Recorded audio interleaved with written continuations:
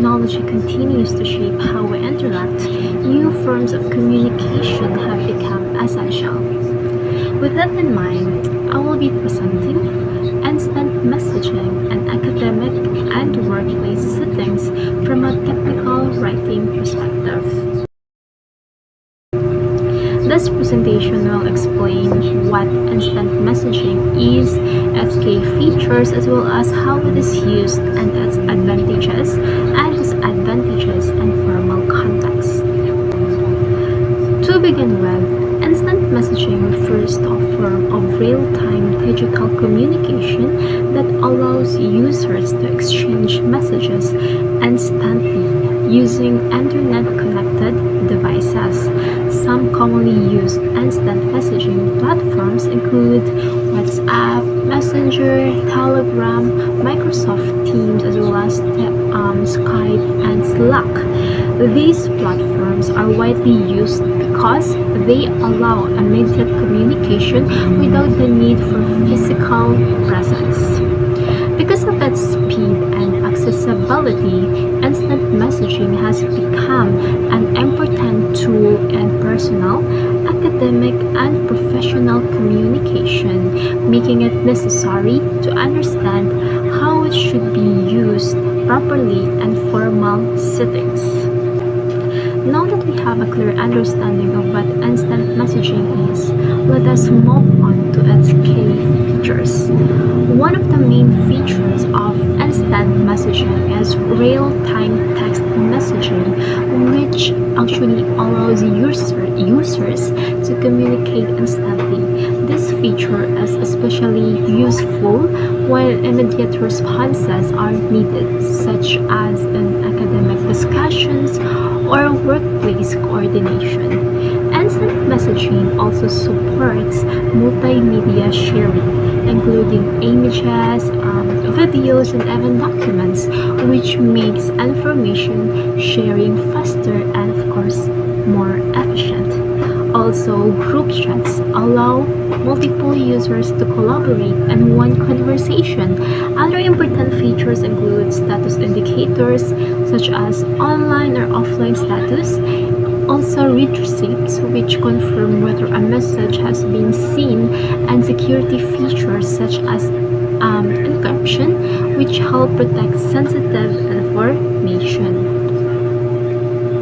After discussing its features, it is also important to understand how instant messaging is applied in different settings. In personal settings, instant messaging allows us to stay connected with our friends, our family, regardless of the distance. In academic environments, it actually plays a significant role in facilitating group discussions, coordinating online classes, and of course submitting academic tasks like what we always do. Students and teachers use instant messaging to share announcements, clarify instructions, as well as collaborate on academic activities. In the workplace, instant messaging is used for task coordination, team collaboration, as well as quick decision making. It is also commonly used in business settings for customer support and professional communication with the clients. While instant messaging is clearly useful in many areas, it is also important to consider both its strength and its limitations. Instant messaging offers several advantages. It allows fast and efficient communication, making it ideal for time-sensitive tasks. It is also cost-effective, supports easy information sharing, and of course enhances collaboration among users because it is accessible anytime and also promotes continuous communication. However, instant messaging also has disadvantages. It can cause distractions. It is common, right? That actually may reduce productivity. Messages may be misunderstood due to the lack of tone and nonverbal cues, leading to miscommunication. There are also privacy concerns, and over-dependence on instant messaging may actually reduce face-to-face interaction. And lastly, the use of informal language can negatively affect the professionalism if not properly managed. Though those are disadvantages of instant messaging. Now that we have discussed the advantages and the limitations of the instant messaging, it is important to establish guidelines to maintain professionalism, especially in academic and workplace settings.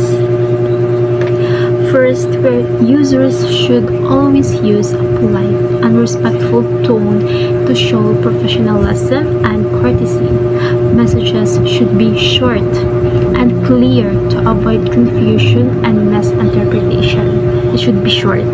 Also, the use of slang, abbreviations, or excessive images should be avoided, as this can actually make messages appear informal and of course unprofessional. It is also important to respond promptly, especially in academic and work-related communication. Lastly, everyone, users should always proofread messages before sending to ensure clarity and of course correctness and professionalism. Following these guidelines is easier when messages are properly structured. With that, let us now look at the formal structure of instant messaging. Formal instant message follows a clear and organized structure similar to professional emails but in a shorter format. The first step is a greeting. It is very important, which sets a respectful tone. Next is self-identification, especially when the sender may not be immediately recognized. And then this is also followed by the purpose of the message, which should be stated clearly and directly. Why you message that person, it should be followed. And if needed, supporting details may be included to provide clarification or justification. And after that one, a polite closing should be used to show respect and appreciation towards the person. Finally, a signature or closing line helps identify the sender and maintain professionalism. And to better understand how this structure is applied in real-life situations, let us now look at sample formal instant messaging conversations. I prepared some. So this is an example of a formal instant message used in an academic setting. So I use my name here. So, good morning, ma'am. This is Fritzy Encarnacion from your English class. Could you please confirm the deadline for our research report? Thank you.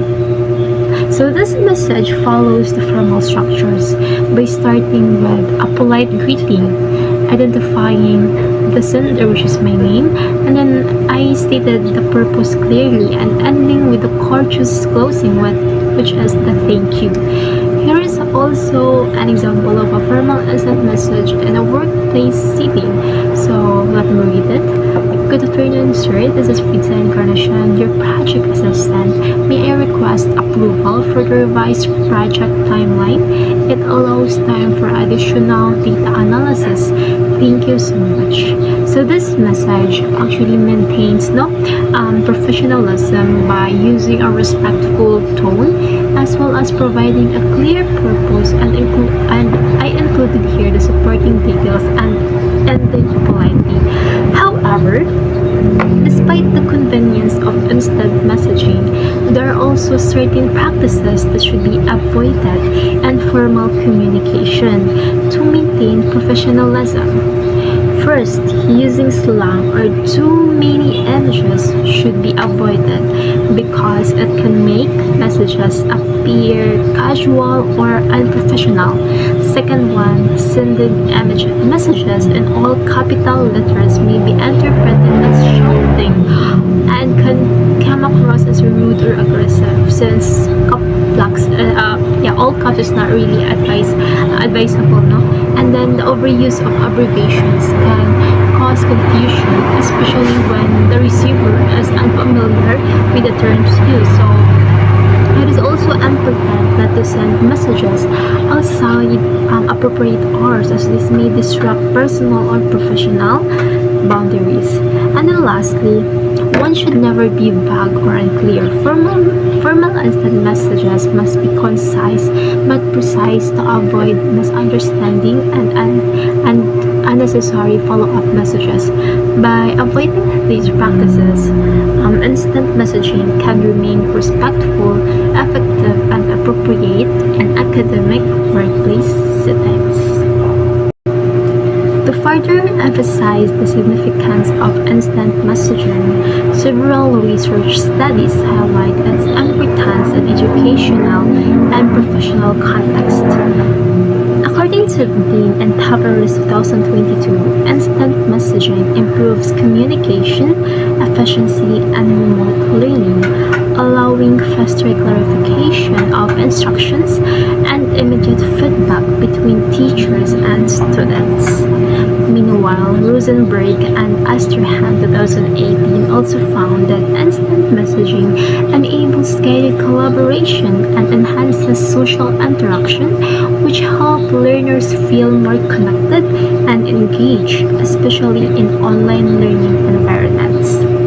Lastly, the Rastensky and colleagues 2017 stated that instant messaging increases student participation through quick interaction, encouraging learners to ask questions, respond actively, and of course engage more frequently in the discussions.